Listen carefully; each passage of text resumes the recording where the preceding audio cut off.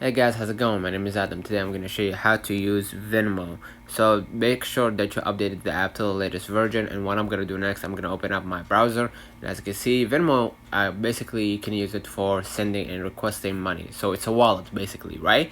And what you're going to do, you're going to learn how to send and request money on Venmo. You could tap pay or request at the bottom of the screen, search and add the person that you want to pay or charge, and then enter the amount and add a note, and tap request or pay. To quickly pay or charge one of your top payment partners, you can tap their avatar at the top of the home tab in your Venmo app. You can also send payments and requests after signing in to your Venmo account on the web.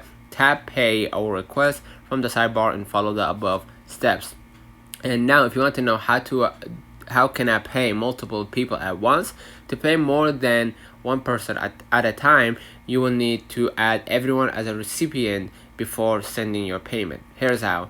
Tap the pay request button at the bottom of your screen, search for or tap the name of your first recipient, and then next to the first recipient name, tap the plus icon, and then search for and select your remaining payment partners. Tap next at the bottom of your screen, enter the amount of money that you would like to pay each person in a payment note, and then tap pay or request.